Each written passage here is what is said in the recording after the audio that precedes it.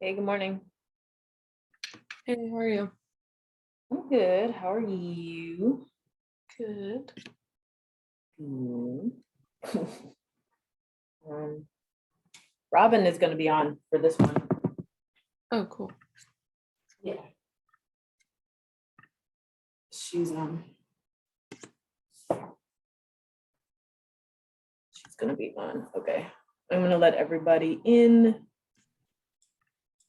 now.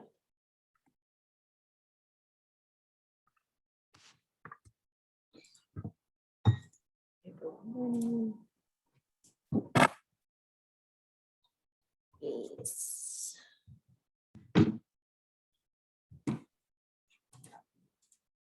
Slides up. Get 'em up. Nice, nice. Hi, everyone. Welcome. Good morning. Oh, okay. Nice. Hello. Hello, friends. All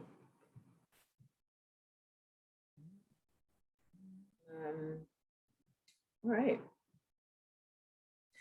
Right at 8:30. Thank you guys for joining on time. I really appreciate it. Today is day 2 of our wellness week. Again, as a reminder, this is paying homage, to the American Heart Association's Wellness Week that's happening this week as well. So each day we have one topic that we're going to talk about, and we have one goal that we want, you guys to try out. So today is eat smart, healthy tips as our topic. So eating healthy. We have a couple of, things to go over for our session for today. And then when I send out the recording, I'll be sending out 2 handouts too that kind of go over what we talked about and some ideas on how to make healthier choices when we start to prepare these holiday meals that are going to be coming up in a couple weeks, like soon, right? Okay. So, and I hope, if you joined us yesterday or if you're watching this recording, hopefully you got in your 20 minutes yesterday so that, oh, you did. Good. Yes, Yeah. good. Excellent. You get a gold star. I appreciate you. All right. Go ahead and do this and present here. All right, so Sarah's gonna go over food labels with us for a little bit.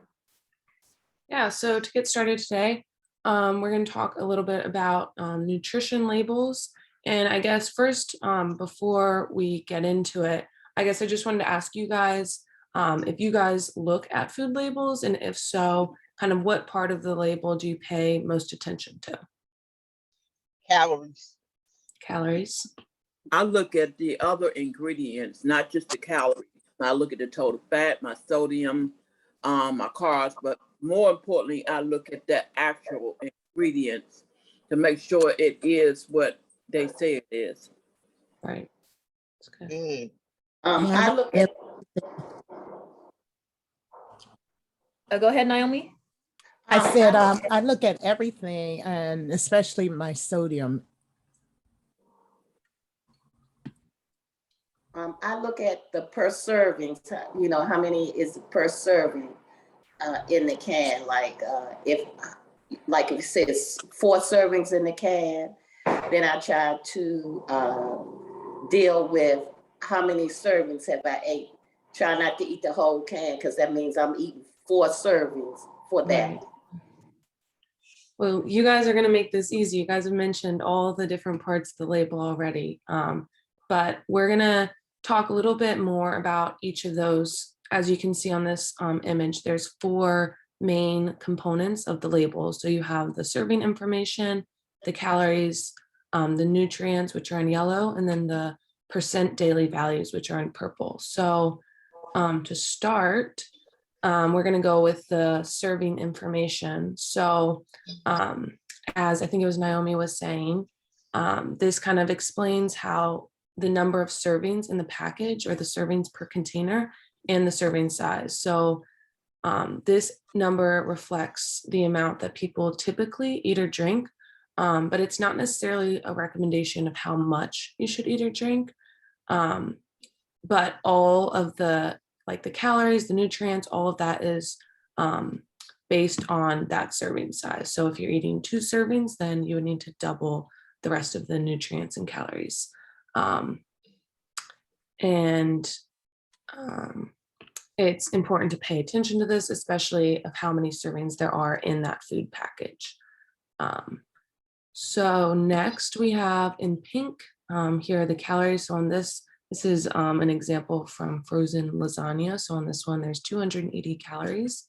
And this provides a measure of how much energy you get from a serving of this food. So in order to achieve healthy body weight, it's important to balance the number of calories you eat and drink and the number of calories your body uses. So that number depends and varies from person to person. And it could go, they say a general guide is 2,000, but this number fluctuates a lot and could be higher, could be lower, depending on your age, sex, height, weight, physical activity level. So then in yellow, we have our nutrients. And these are key nutrients that can impact our health. So there's, you see trans fat, cholesterol, sodium, and total carbohydrates and protein that are kind of bolded. But there are some of these nutrients that we want to get more of, or some of them that we want to get less of. So the ones that we want to get less of are saturated fat, sodium, and added sugars. So saturated fats and sodium, for example, is associated with an increased risk of developing some health conditions like cardiovascular disease and high blood pressure. And I had mentioned that we also want to get less of added sugars. So as you can see on this nutrition label, they include the total sugars is, let's say 6 grams, 6 which grams. includes 0 added sugars. So the total sugars includes the sugars that are naturally present, but it also includes the sugars that have been added in that may be present in the product. So, go ahead, Mary. Oh, no, I'm sorry. I'm gonna take me off of. Oh, you okay? So added sugars, though, include sugars that are added in during the processing of the foods, or like added sweeteners, sugars from syrup and honeys. So typically we want to limit our added sugars.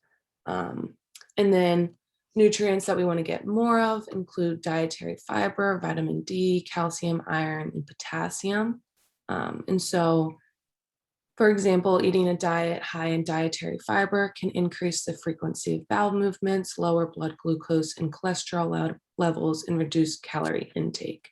And then sort of similarly, diets high in vitamin D, calcium, iron, and potassium can help us reduce the risk of developing diseases such as osteoporosis and high blood pressure. So the last main component of the nutrition label is what you see on the side in purple. So this is the percent daily values, or you might see it abbreviated sometimes as percent DV. And this is the percent of the daily value for each nutrient in a serving of the food. So it's not, those numbers don't necessarily add up to 100, but it's the percent of that nutrient that is the reference amount of nutrients to consume or not to exceed each day. So this sort of helps us determine if a serving is or a food is high or low in a particular nutrient. So as you can see, we talked about how we wanted to get less added sugars. So this lasagna has 0% added sugars, which is considered low because daily value of 5% or less of a nutrient per serving is considered low. So that's pretty good. And then we also talked about how we want to get less sodium, but this package has 37% sodium. So, or 37% of our daily value of sodium, which is just considered high. Anything over 20% would be considered on the higher side. So using these values can help us compare food products so that we can more often choose the products that are higher in nutrients that we want to get more of and lower in nutrients that we want to get less of. When we are doing these comparisons, though, it is important that we're paying attention to the serving size and that they're of the same serving size, or that we're multiplying the calories or daily values in order to match the serving size. So that basically covers the nutrition label. I'll hand it over to Iona now. Awesome. Thank you. I like how you explain the daily value percentage. I think that that's really helpful, right? Because again, that's not base, they're not going to add up to 100 and it's going to vary. But when you take them each individually, you can get an idea of, ooh, this is a little bit bad. So like going back to that saturated fat being 23%, don't like it. That's pretty high. However, that calcium is 25%. We do like that. You know what I mean? So it's different with whichever nutrient or, I don't know, part like fat, makeup of the actual food label that you're looking at. But distinguishing if it's going to be good or bad for you is kind of like your job, right? So I like how you explained that. That was great. The other thing I wanted to mention is total carbohydrates. Like, we need carbs, y'all. Like, our brains need it, our bodies need it to function. So when you see some of the larger carbohydrate, depends on what it is, okay? Because if it's pork rinds or something like that, we know, like, that's not great. But when we see some of the higher carbohydrate numbers, don't get too afraid, because we do need those carbs. What we would like to see those carbs come from whole foods, like sweet potatoes, maybe brown rices, or brown or whole food or whole grain foods, right? But just don't be afraid of carbs. I just want to say that as a woman. Okay.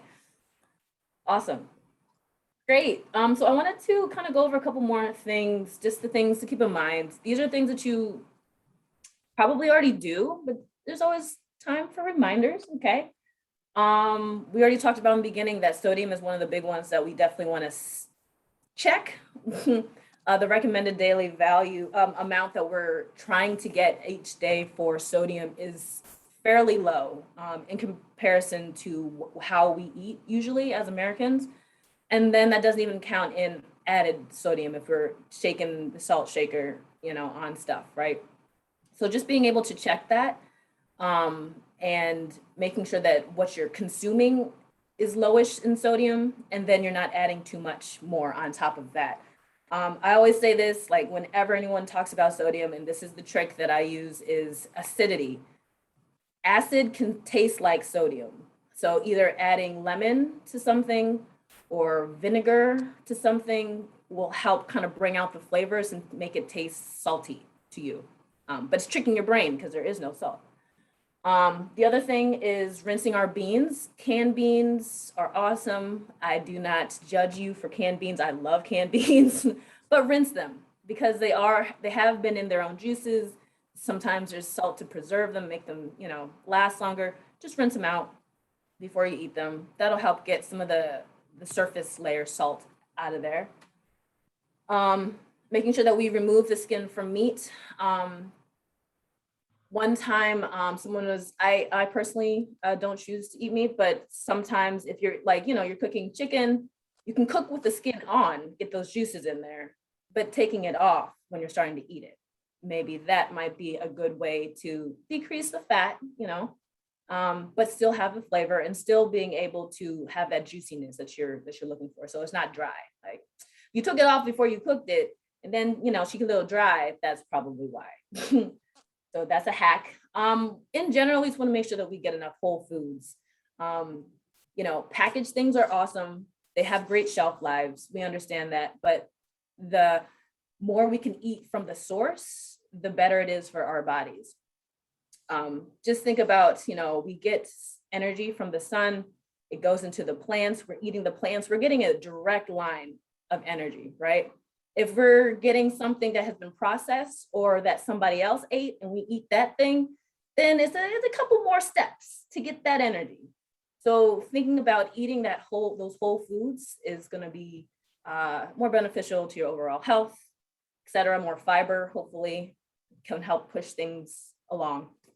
And then ingredients, as someone mentioned in the beginning, I look at the ingredients, that's excellent, right? We want to be able to, if possible, it's not with every product, be able to pronounce everything, be able to understand what is in my food. If I'm being like sodium, blah, blah, blah, blah, blah, blah, blah, blah, right? And you need like a chemistry degree in order to figure out what's in your food. Maybe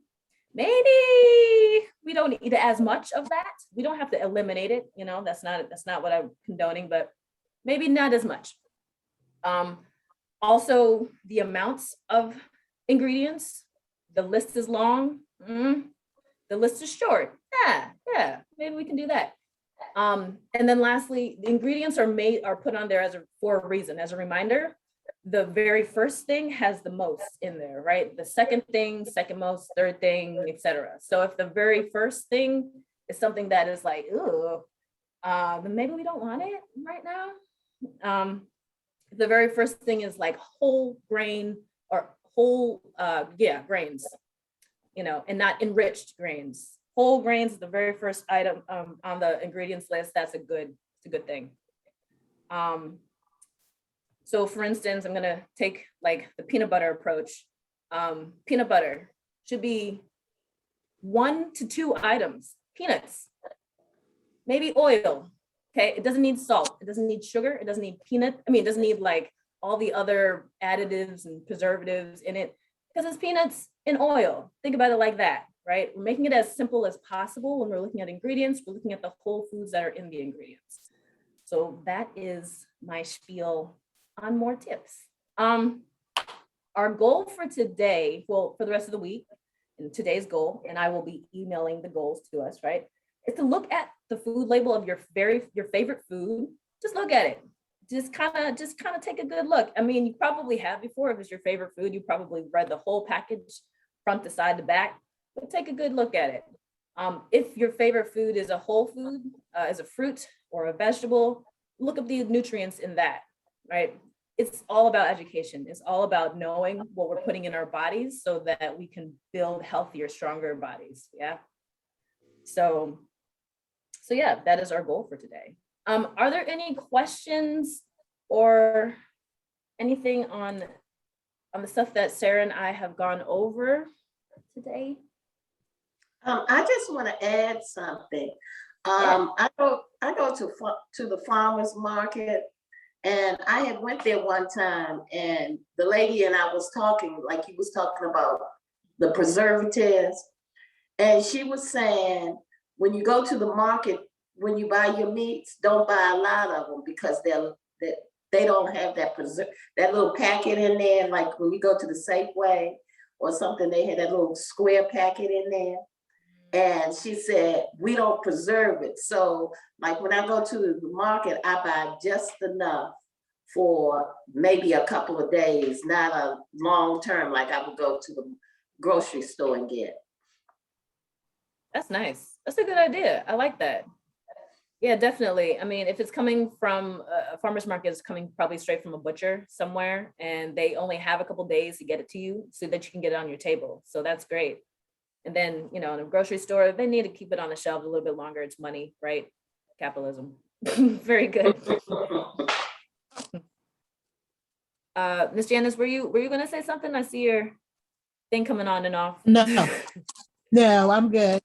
Okay. All right. Well, thank you guys again. I'll be sending out an email with the reminder of your goal for today. And We have one tomorrow. more question. Oh, We have one more question. hit me.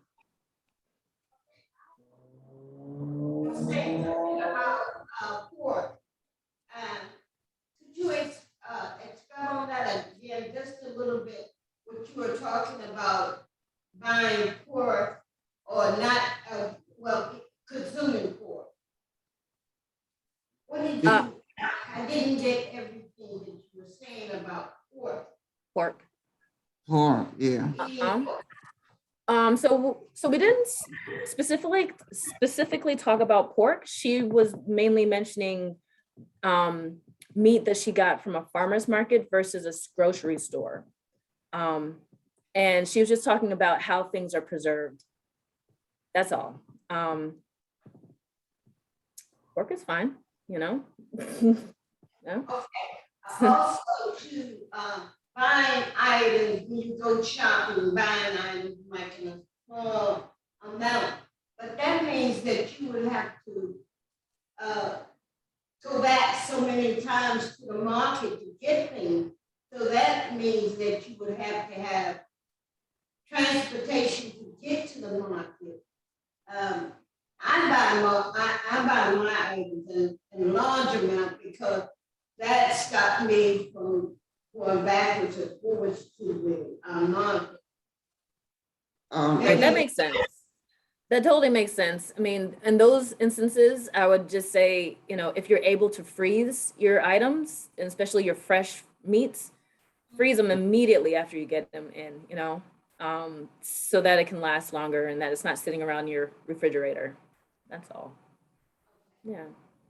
Like, even if it wasn't frozen when you bought it, freeze it. Yeah.